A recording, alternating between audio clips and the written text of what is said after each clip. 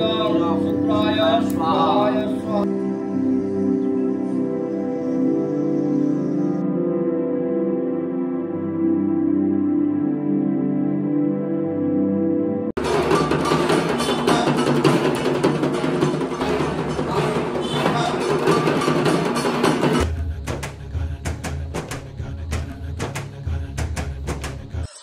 Everyone, welcome back to my channel uncut শারো। আজকে মহানবমী, সবাইকে জানাই মহানবমীর অনেক অনেক প্রীতি, শুভেচ্ছা, অভিনন্দন। আজকে আমাদের বাড়ির পুজোতে হবে হচ্ছে হোম যজ্ঞ, তার প্রিপারেশন চলছে এখন মন্দিরে। এখন বাজছে হচ্ছে সকাল 10টা মতন। আমি অনেক সকালেই উঠে গেছি, কিন্তু ব্লগ এখন থেকে স্টার্ট করছি বিকজ সবার সাথে সময় এমনি কেটে যাচ্ছে এখন। তো এখন আমি রেডি হয়ে যাব মন্দিরে, আর তোমাদেরকে সাথে করে নিয়ে যাব। তো আজকে আমার আউটফিটটা দেখো, আমি পরে ফুল লুকটা দেখাচ্ছি।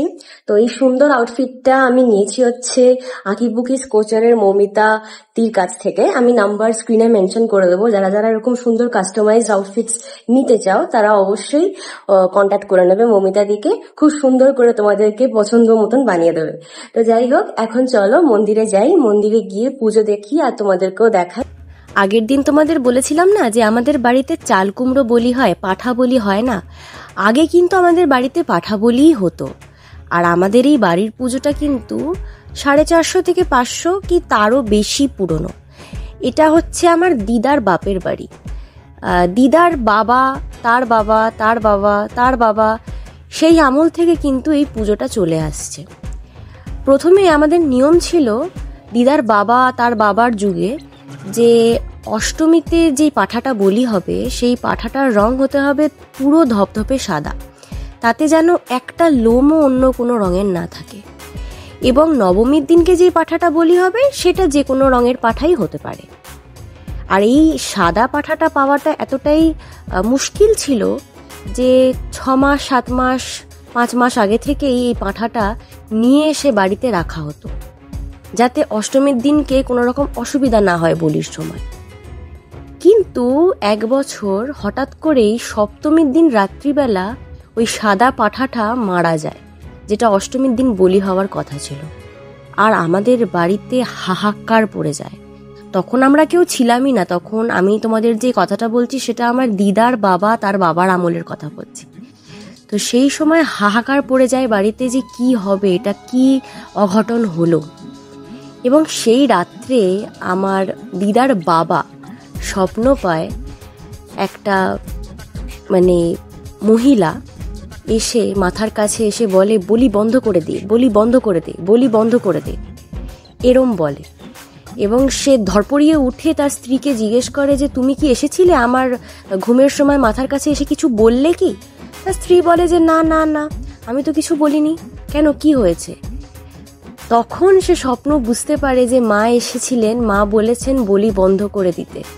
তারপর থেকে আমাদের বাড়িতে চাল কুমড়ো বলি শুরু হয়, আর পাঠা বলি তারপর থেকে বন্ধ হয়ে যায়।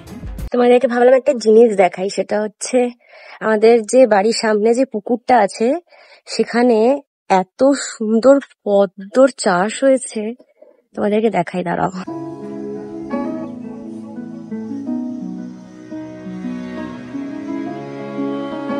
আমি কোনোদিন এত পদ্ম ফুল, পদ্ম পাতা একসাথে দেখিনি। আর কালকে আমি for the first time in my life পদ্ম পাতাতে ভাত খেয়েছি। ওটার একটা ফ্লেভারই আলাদা, স্বাদই আলাদা, বলে বোঝানোই যাবে না। আর এই দেখো, এখানে আমার কিছু বন্ধু বান্ধব আছে, তোমাদের দেখাই, দেখতে পাচ্ছ? কিছু বন্ধু বান্ধব হয়েছে এখানে, আমার প্রচুর বন্ধু বান্ধব এখানে। ভীষণ ভাল লাগে গ্রামের পরিবেশটা।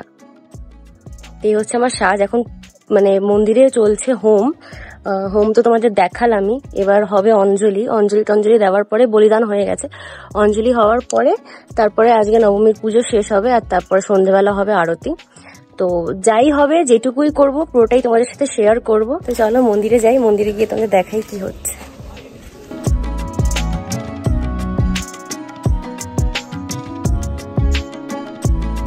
কিরে তোর নাম কি? নামটা বলে দাও, নামটা বলো। এখন চেনা নেই বলে এরকম করছে।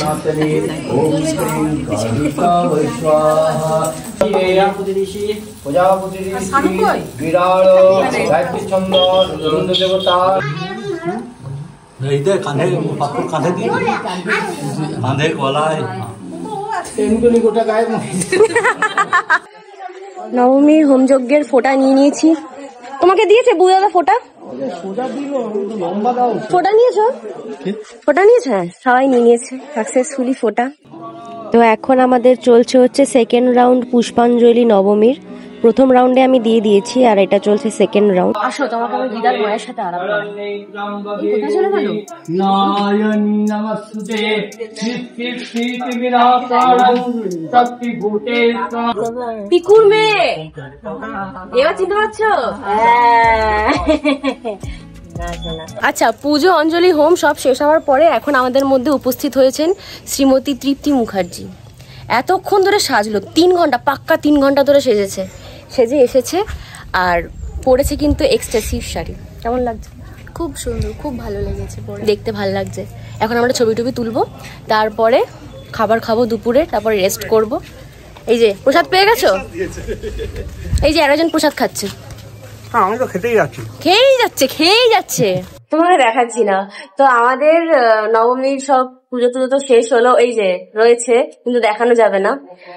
তো শেষ হলো, এখন আবার আমরা বসে এখন এখানে একটা গণ আড্ডা দিচ্ছি সবাই মিলে একসাথে, যেটা খুব রেয়ার, আমাদের সবসময় পাওয়া যায় না, সেটা দিচ্ছি। অ্যান্ড এবার দুপুরের খাবারটা আবার খাবো। আর এই হচ্ছে সেই পদ্ম পাতায় ভাত খাওয়া, যেটার স্বাদ যে না খাবে তাকে বলে বোঝানোই সম্ভব নয়। এখন বাজছে বিকেল 6টা মতন, আর ওইখানে ওই 5:30 থেকে 6টার মধ্যে কিন্তু পুরো ঘুটঘুটে অন্ধকার হয়ে যায়। তো আমি ভাবলাম একবার মন্দিরে গিয়ে দেখে আসি। তো মন্দিরে এসে দেখলাম মন্দিরে তখন মোটামুটি কেউই ছিল না, যেহেতু আরতি একটু দেরিতে শুরু হওয়ার কথা ছিল। তাই জন্য মন্দিরে হাতে গোনা কয়েকজনই বসেছিল আর মন্দিরের দরজাও বন্ধ ছিল।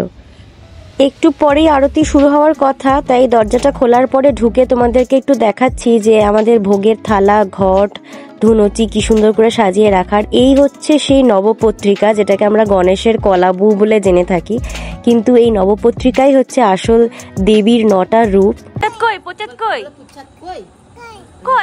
কি কি বলো, কি প্রচার? ওলে বাবা, প্রচার খাবে তুমি? ওই যে হামা দিচ্ছে।